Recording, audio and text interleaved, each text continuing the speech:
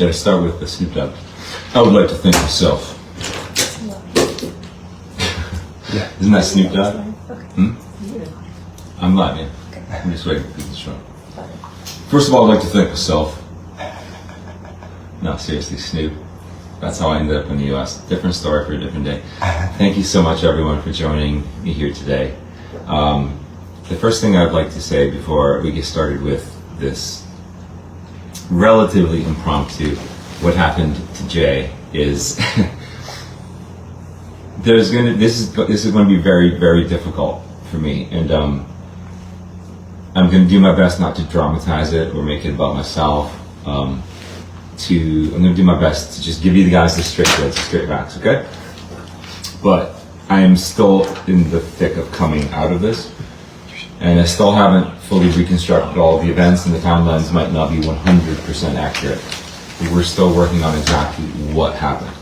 Basically, here's my story, though, my lived experience of what happened to me and what happened over the last 12 months.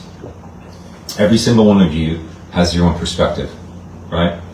Then there's also the perspective of my wife, former wife, Stephanie, and she has her perspective of what happened over the last year as well. And I'm not saying that my perspective is the right perspective. I'm not saying that her perspective is the right perspective.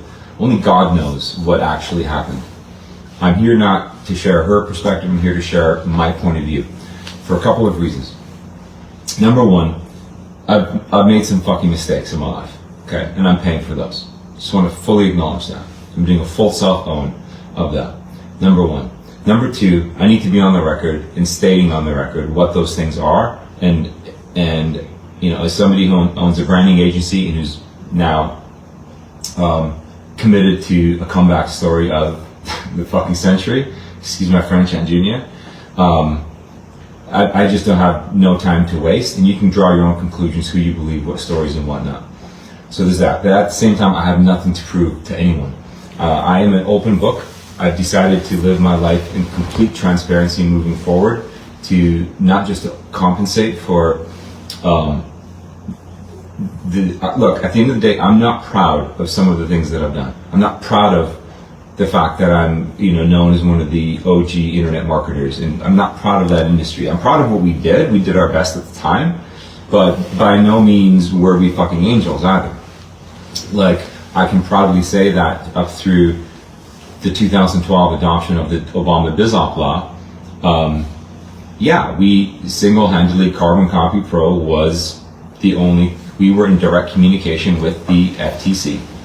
Okay, our lawyers working with their lawyers, we were set. Now, Michael Force left, went off and did his thing, they took him down. Matt Lloyd went off, did his thing, they took him down. So, Jay Kubicek being a scammer, my son Milo, at the age of, he was 5 years old, he's like, he went online to Google and he's Googling my name. And he said that, I found these people were saying you were a fucking scammer. And he actually created an account and engaged in this account with these people. You don't know my dad, he's not a scammer. Look, I'm not a fucking scammer. Never have been, never have intentionally hurt anyone in my life. Does that mean I've not made mistakes? Yes. So, here's what happened. Here's my take of what's happened over the last 12 months. August 10th, 2023. We've just completed a week vacation in Greece. It was our 1 year anniversary. We had just moved into this building here the previous April. Let me just take a step back even further. I'll take you back to our wedding 2 years ago, two years ago, July 6th. We stood on the cliffs of Santorini, and I said, this is either going to be the biggest fucking mistake of my life, either you're all fools for being here because you believe in love, or not, I don't know. This is going to end up in divorce and bankruptcy, it's going to end horribly, or this is going to be the best decision of my life, I don't know.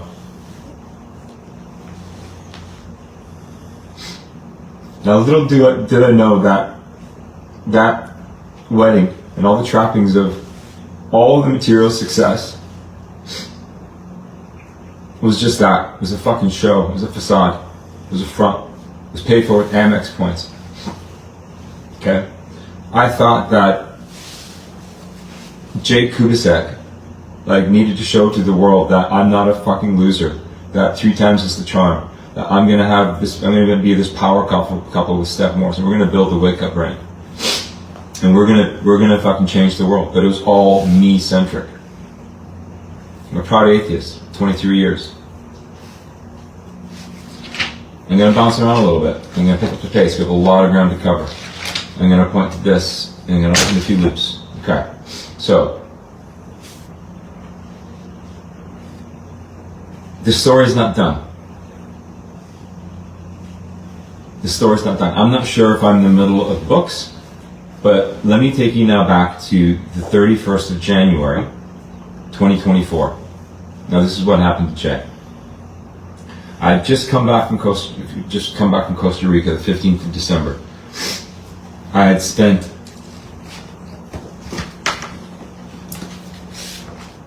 deep discovery. Thank you, Uber Huberman.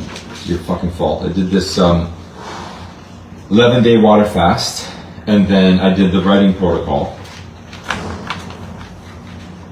and I couldn't stop. I started to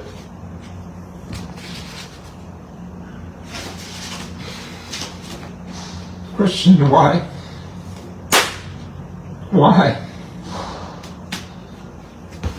My dream wife, my dream business. I had everything. I don't even want to be alive. The fuck? I don't want to go back to Toronto. All my shit's in storage.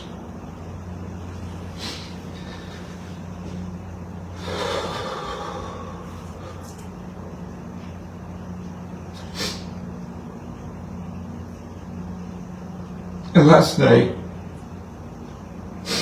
I was reading through my journal. Still, as an atheist who's reasoning with himself and trying to do this all by himself.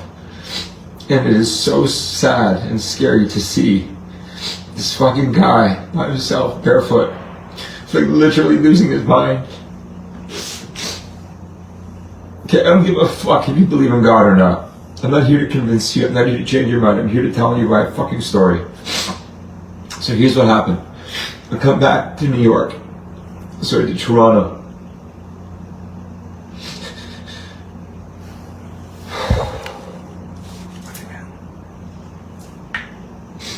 I never felt so alone.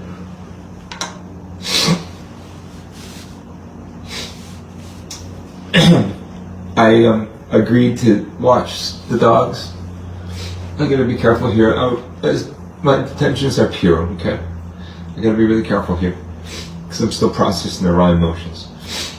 So Steph asked if I can come watch the dogs while she goes home for Christmas. So I did. I came back and I stayed in her apartment. I'm thinking to myself, what the fuck am I going to do? How am I going to find a condo? This rental market is crazy. I haven't had income in 3 years. Technically, I don't qualify for it. My credit is fucked. Just because I didn't give a fuck. And, fuck, I'm making so dramatic here. I feel like I just want to be Lance Armstrong and Oprah. And then he just nailed it. I'm doing alright though, right guys? You're doing fine. Thank you. Follow your heart. If I turn the camera around, I would not be able to do this without my support team. Dennis, I would not be able to do this without them. So I'm just going to break right here so I can get out of this sob story. First of all, I want to thank myself. Just kidding. I want to thank God. I'm here by the fucking grace of God. He put me in a timeout. He took me by the scruff of the neck and said, you're going to sit there and you're going to have a moment like your grandfather did, who started the Brethren of Early Christianity. My grandfather, World War I. Okay? Imagine this. He's the only one in his platoon who survives. He's a Catholic. He's also an atheist. He's running. He's on the wrong side of a coup. He's actually a deserter. He's a coward. He says, if there's a God and I survive, I will commit the rest of my life to serving you. He makes it to Milo and I in Kansas City found the actual manifest of my grandfather at the World War I Museum. So I've actually verified everything in this document. By the way, this document that I'm pointing to is The Brethren of Early Christianity, a study of world-rejecting sect by Peter Gordon Clark, a thesis submitted to the Faculty of Graduate Studies in partial fulfillment of the requirements for the master's degree, McMaster University, August 1967. So this was 10 years, just over 10 years before I was born. This guy by the name of Peter Gordon Clark, writing his master's degrees, he joined the commune where my grandfather started. Now I'm going to start looping and opening some loops for you guys in the second half of today's presentation, which is what the heck is the Wake Up Co? Commune, community, cooperative, collective. So, I had a brother Julius. Oh, and I just want to point out on YouTube, if you want to know more about this, there's a documentary made by the CBC. See if I can recall the guy who, it's called Song for Brother Julius. Just watch that. And if that doesn't make you want to live in a utopian world, like it was a utopian world, not my grandfather, his vision, it was a utopia. It was too good for this planet. Okay, and he followed through on that commitment. Now, he was denied refugee status. I have a huge soft spot for refugees. We're all freaking refugees. Dennis is here. And Milo both immigrated to Canada 4 years ago. This country is built by immigrants. Okay, so this is another loop that I'm opening that I'm not going to close today. Staying on track for a second. More like Lance Armstrong. One of my freaking idols. I'm here. I had my own coming to Jesus moment here. I almost died. I'm just going to say it, I almost died. I don't want to dramatize this, so I'll just give you the facts. 31st of January, I get a text message from my daughter's mom. And she says, hey, you need to call your accountant, there's a mistake. And I said, well, and it didn't come through because I'm an idiot, right? Like I have a US number and a Canadian number, and I was like, excuse me, what is this? And she's like, hello? And I said, so it took about 24 hours of miscommunication there, full transparency. She's like, there's a mistake. And she sends me this screenshot of New York State tax collections.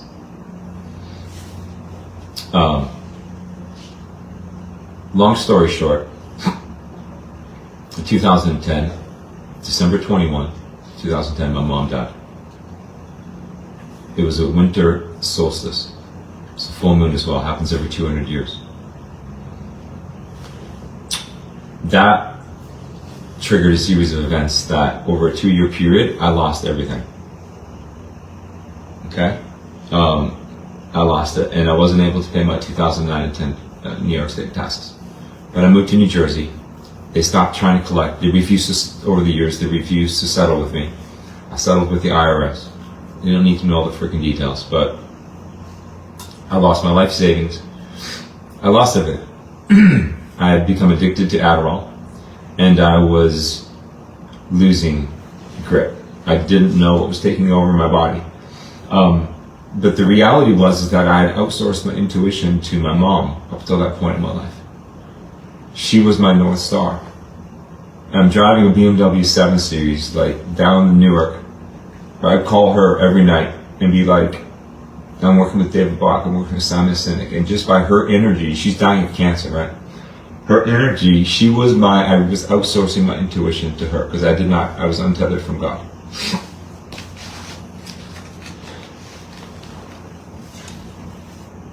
I'm opening loops that I'm not going to be able to close today. I've got 10 minutes left, I got to keep this on track. Long story short, fast forward to the 31st of January. $477,000. New York State is coming after my ex-wife and her new husband and my daughter, and I just snapped. I didn't sleep. I didn't sleep that night, and I didn't sleep the next night or the next night, and I went 33 days because I was sleeping. There wasn't shit in those 33 days. I didn't shave, didn't shower, probably I lost 35 pounds, about 100 calories a day. And on the 3rd of March, my son Milo saved my life.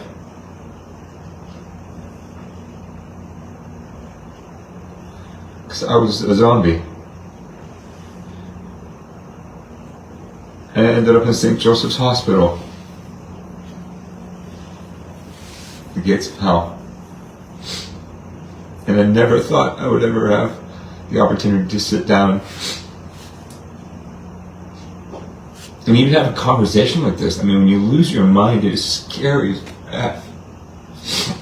It's really freaking scary. I genuinely thought I had my shot and I blew it. I freaking blew it.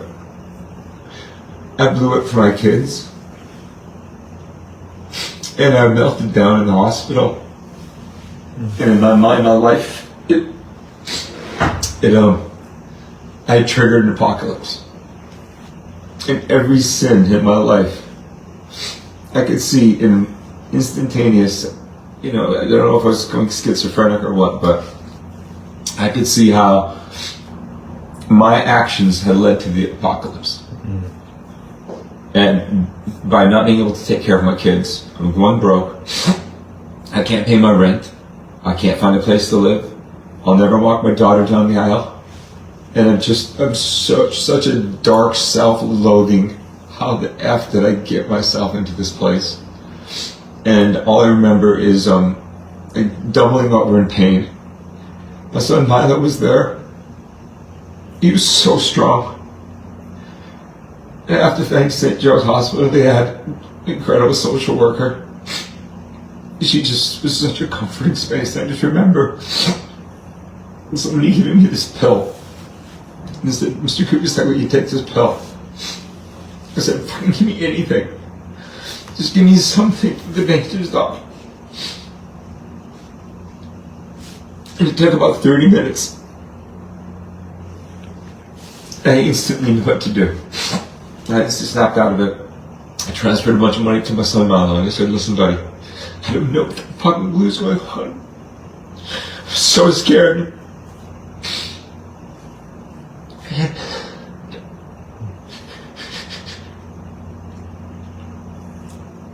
And he said, "Dad, you're the strongest person I know."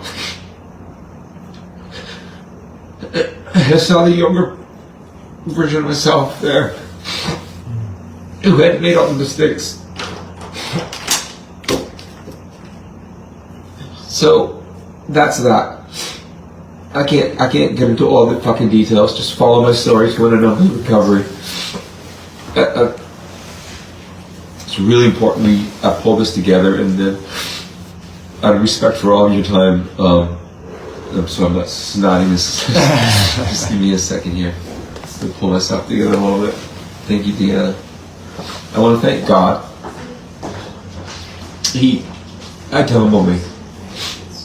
And I want to thank my dad, who, in his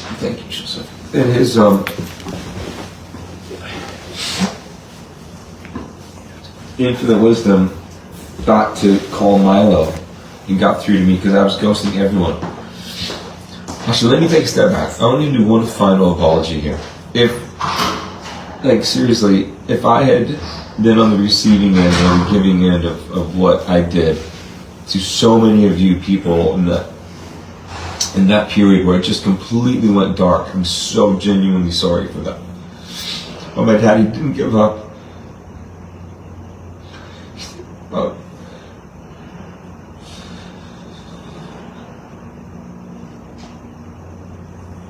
I hid so much of it because I knew for Milo this is going to be something that's taken years to figure out with therapy, and now he believes in God as well. And Dennis, thank you, Dennis. I don't think my brother Robert, Prince Edward County, where I've lived the last 3 months, recuperating and rebuilding my nervous system. I want to thank Nico, Milo's. Thank you, Joseph. Thank you, Nico. On the night of April 4th, when we didn't have anywhere to go, for picking up the phone and giving Milo a place to sleep. Thank you, buddy. I'm so sorry for kicking you to the curb 3 years ago. But you deserved it.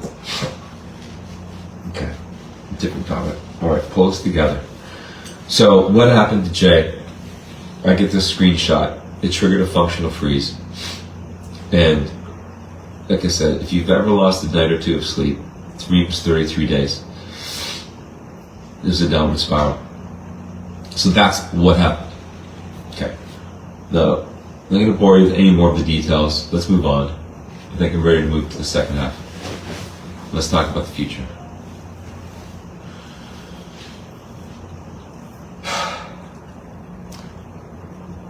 Fuck, that was emotional. Okay, so what the heck does this mean? I'm going to take you now to Picton, Ontario. It is the... Okay, I'm actually going to use up the next 10 minutes. I'm going to take you to Picton, Ontario. I'm still an insolent. I hate my brother Robert. I hate the fact that he's evangelizing to me and trying to get me to read the freaking Bible. I hate the fact that he bought me a Bible for my birthday. I'm suicidal. I was suicidal for 4 months. Alright, I just said it. And every freaking day, he knows I'm in prison, basically. So I'm living in this, visualize I'm living in this beautiful townhome. And it's the last home in a subdivision. The last home, and there's a street, and then it's like all the houses under construction. And he works on that construction site. He's got to be out the door he's got to check in 7 a.m. every day. Now, at this point, for the 4 months, I have not slept more than 1 hour per night. And if you wonder like how I've burst onto the scene and like what my sleep habits are, like I've lived for 4 months, survived, be good at it. And I was just jokingly saying, like, as an atheist, when you have to really like rely on yourself and not trust God, like you have to fucking skill up. Like Robert Greene mastery, like I trusted in my own strength, my own skills, my own nervous system. I mean, I did 33 days last summer at Othership in ice and hot, like trying to get off of these prescription drugs and shit, right? And almost a little bit scattered here. I apologize, my brain is still coming back. But my point is, I had to go through a fundamental shift. And that fundamental shift was, am I going to continue to live with,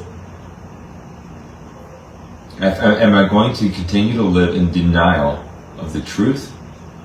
And it's not for a lack of trying. Like, guys, I grew up with God stuffed down my freaking throat. I never felt a connection to God, ever. I pretended, I just played along and never had a personal relationship with God, let alone Jesus. But I learned the act. So here I am, I'm living out in this house, sleeping an hour a day. My brother, I hear him get up, I hear him hark, I hear him make his coffee, I hear him tiptoeing around. I'm up all night, every night. I'm talking now from the April 4th. This is when we got kicked out of the last Airbnb, me and Milo. April 4th, 5th, 6th. I mean, his daily routine. I'm like, okay, I get this. I'm observing it now in like this from this delusional state. And he's just planting seeds, planting seeds. He knows that I'm a stubborn motherfucker. He knows that I've yet to crack because he had been there in prison. And he knew that I haven't cracked yet. And he had me on a short leash. I have a short black leash up in my room. Brother Avi, he knew that it would just be a matter of time before I cracked, before I bottomed out. And I have to say that between him and God, they got through to me. there were 6 miracles that occurred over a 6-week period. Started with 3 ones. There was 1, 3 twos, 3 threes.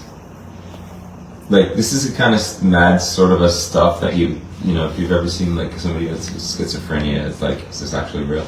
It's kind of like that. Because technically I did go schizophrenic. That's what schizophrenia is. So I've been homeless, schizophrenic. Or is it just God trying to get through to me? Was it a psychosis, or was it a spiritual awakening? There's 2 different ways to look at it, right? And I'm choosing to see it as a spiritual awakening. God trying to get through to me and saying, listen, Kubisak, get back to your roots. I'm going to give you one more shot. And that's what we're going to talk about in the next 30 minutes. To kind of bring this full circle, I had to make a deal with 2 people. Not being able to sleep, I knew I could not come back, and I couldn't meet my obligations in life without sleep. So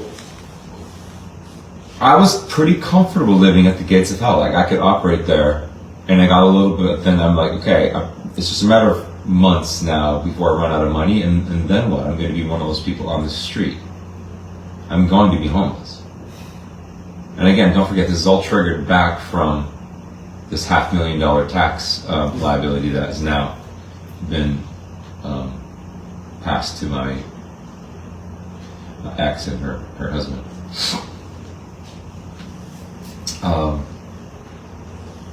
So it was actually comfortable sitting down there in hell a little bit. And while I was down there, I'm going to fast forward now to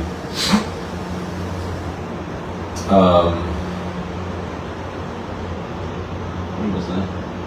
Oh, you just opened the door. It's okay. You get. Don't worry about it. I'm starting to relax now. We're through the hard part. I'm just going to touch on a couple of the miracles. So, basically, here's what's happening. I need to make a shitload of money, and I will, because that's my gift. But I'm doing it under a higher power, under authority from a higher power. I made a deal with God that as long as He give me the sleep that I need, I would follow through, just like my grandfather, and I would commit the rest of my life to serving Him. So it's kind of ironic that it comes full circle with the Wake Up Co. I now get to build the Wake Up Co. community, collective. And I feel like I get to do, in a virtual sense, sort of what my grandfather wanted to create. So there's a lot of beautiful, beautiful parallels, but I had to be humbled. And I had to earn the right to be the flag, to be the bearer of the Kubisak name. I really did. I was an arrogant fucking prick. I thought I was better than everyone. Because I am. But I mean, that's the atheist in me. Like, when I left the farm, I was driven by insecurity, and I was so humble, I was proud of it. I knew how to play both sides. And I've been really freaking good at business, and I made a lot of money in business. With this act. The gig is up. That was all ego. That was the J. Kubisak persona. It was a facade. Okay? I don't know who Jason Alexander Kubisak really is. But we're all about to find out. What I do know for sure that he is, though, is that he is nothing without God. Nothing. What I know for certain is that I would not be I made a deal that got me out of hell. And his name is Jesus. I'm not here to evangelize to anyone. I swear to God. I swear to Christ. I still talk like a heathen. I still have a trucker's mouth. I have no reason to lie. I made a deal with Jesus. I'm like, if you fucking let me sleep tonight, I will believe in you. And I slept 5 hours that night. Because he fucking forgave, like, all of these sins. I had built this rap sheet of, like I said, my actions had triggered an apocalypse. And I can't die. I've been trying to kill myself. And my brother Rob is like, every night, he's, bless his heart, he's working this construction job, and he's like, just believe in Jesus, man. Just believe in Jesus. He forgave you. He died on the cross. He died on the cross for you. He died on the cross. And I'm just like, shut the F up. If I had $1 for every time somebody told me to believe in Jesus, like, it doesn't do anything. Like, I don't know how to do that. It doesn't do anything. How are we doing? What, 30 minutes? So we're done the first half. Okay, so we're gonna pivot now. Okay, so long story short, I experienced a series of 6 miracles. I started to sleep again. I've slept every night ever since. The one miracle that I do want to share comes back, that it's an individual that has been part of my life and a lot of yours lives. His name is Stuart Ross. One of my best friends, business partners. I kind of broke up with him to be with Steph, just to be honest. But for my 40th birthday in Toronto, we had just done an event here in Toronto, and he gave me a Mont Blanc Starwalker pen, limited edition pen, and wallet, gift set. And he gave me this gift set at brunch on a Sunday morning. We were day drinking after a Saturday event, and I lost it. I couldn't find it, but then somehow we tracked it down. And this card that he wrote to me for my 40th birthday, this is 7 years ago, June 3rd. So June the 3rd, fast forward here to 2024. I'm suicidal. My birthday is coming up, and I feel like I'm dreading my birthday because it's going to get all this attention and whatnot. So I'm kind of counting down. I'm going to share with you guys one of the miracles. That pen had gone missing years before. Somehow, I found it in my brother's Bible bag. Turns out I had given it to him a couple years earlier. There's a handful of pens like this. And there's the Mont Blanc pen in the middle. Like a bigger fistful of pens in my brother's Bible bag. And I looked at it, and it was like God's face. And it said, put your freaking pen to paper, practice what you preach, start writing your comeback. And he put the pen in my hand. And he said, you know what? You're one lucky MFer. God spoke to me like the way I stopped. And he said, I'm giving you another shot. Use your pen. Don't ever disrespect a gift like that. And I'm like, oh my gosh, it was 7 years ago. I know I'm sounding like a crazy person here. Is this making sense, you guys? Okay. 7 years earlier, he had given me this pen. Somehow, this pen is now speaking to me in my hand. And it's like, start writing your comeback. You're not going anywhere. I got your back. And I wasn't ready. I pretended not to see the pen. I put it back in my brother's case, and I was just like, well. And then I didn't sleep for a week. I couldn't. And then I came back to the pen, and I'm like, there's power in this freaking pen. I'm like, Rob, did I give you that pen? Like, what is that pen doing in your bag? And he's like, don't touch that pen. Yes, you gave that to me 2 years ago. That's such a special pen to me. You have no idea the pen changed my life. And I'm like, dude, I do not remember giving you that pen. I'm not an Indian guy. I'm not taking it back. No, not at all. Well, like, I literally don't remember ever giving it to you. And he's like, just leave it on the table here. You can use it. So I had to negotiate. And it took about 2 weeks of negotiating with God. And that was Thursday. What's today? So today, that's what, about 3 weeks, Thursday. So 3 weeks ago, what is today? Today's Thursday. 18. So 3 weeks ago today.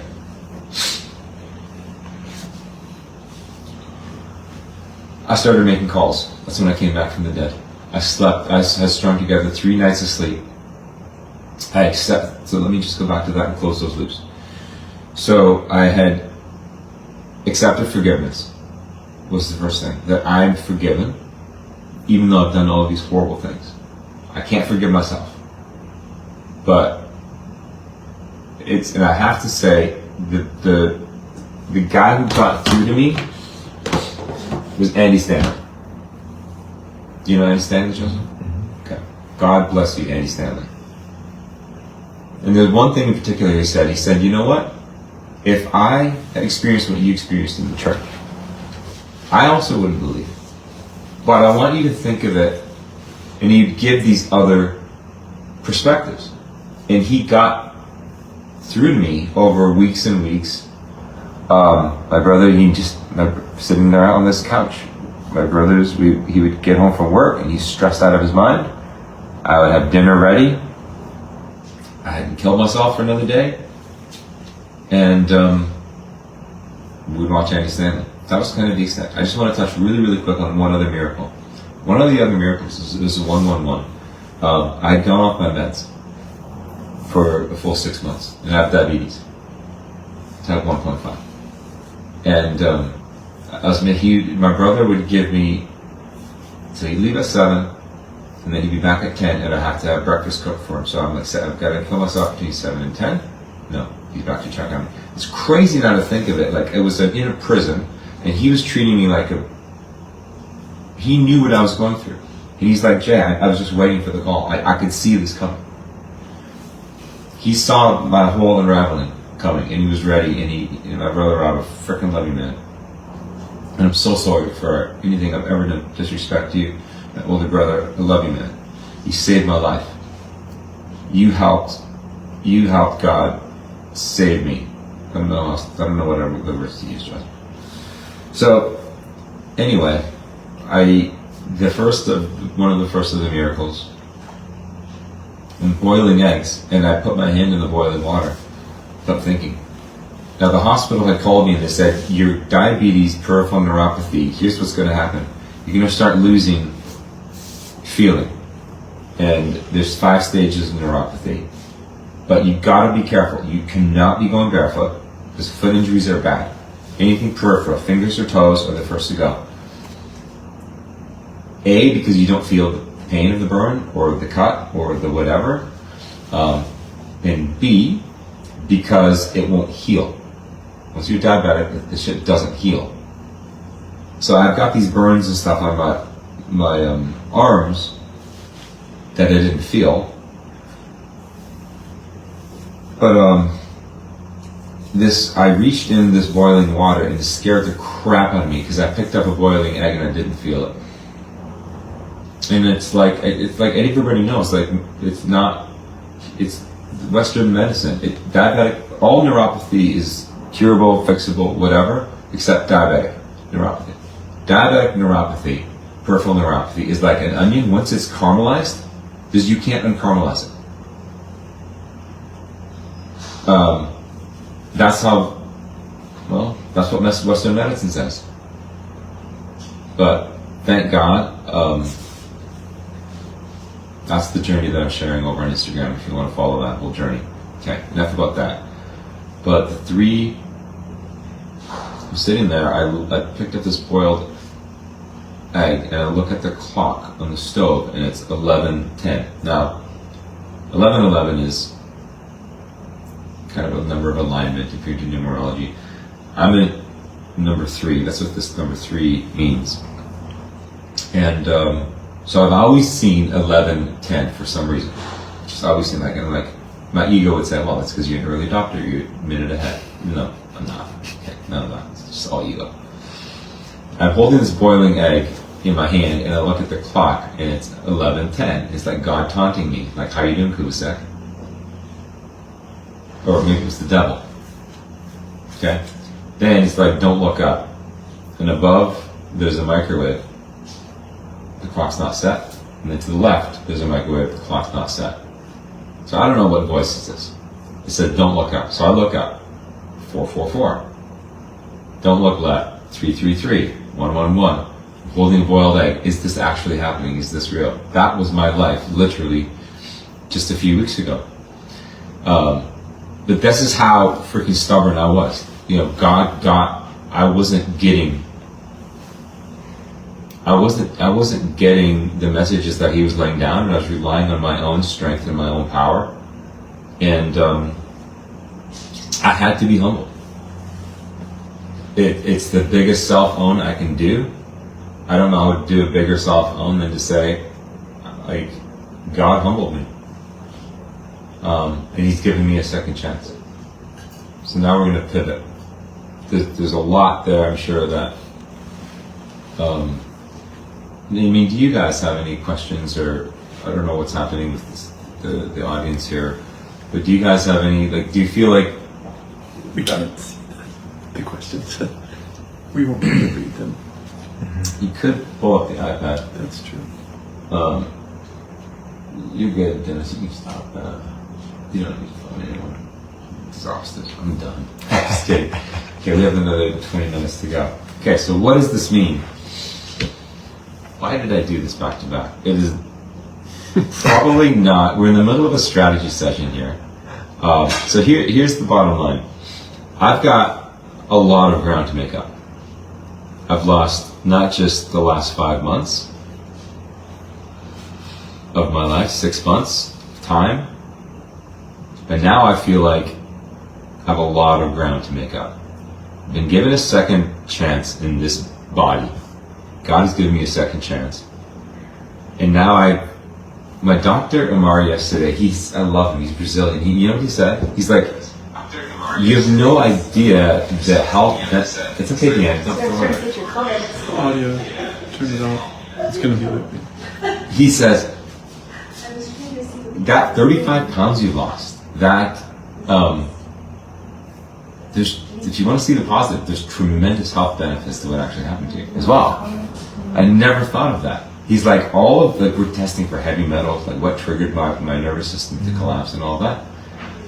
And he's like, they're probably the glyphosate. Like, I used to handle so much glyphosate as a kid on the farm, like my lights would go up. And he's like, there's probably none of that really there, because like, I almost died. I ended up in the hospital. I was 150 pounds. It's like the biggest detox. So God, like, literally, like, I was left, like, and a lot of people left me for roadkill.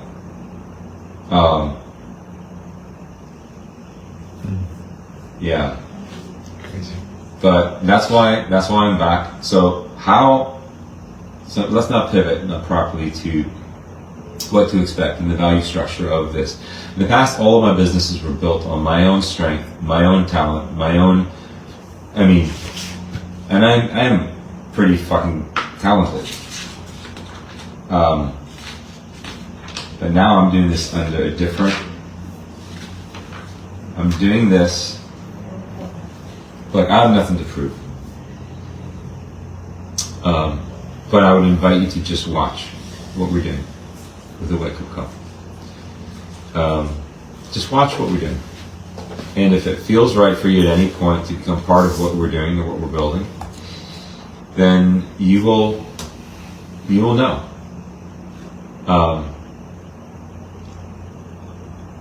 We're going to wrap this early. I'm utterly exhausted, like gassed. Thank you, God. Thank you to Dad, to Milo, Dennis, Robert, Nico, Renee, my therapist. I couldn't have done it without you. I want to thank Stephanie, my ex, who's remained my best friend. Her and Milo were the only two people. In fact, when they shipped me off to Prince Edward County, she was like, Jay, I'm so sorry, I can't. She's like, you're clearly killing yourself. I can't do anything more for you. She had to let me go. Milo was like, yep, Dad. And I was like, great, you're gonna drop me off at Uncle Robbie's. But thank you, Stephanie. Thank you, seriously. I just want to acknowledge her for, like, just incredible strength and just thank you.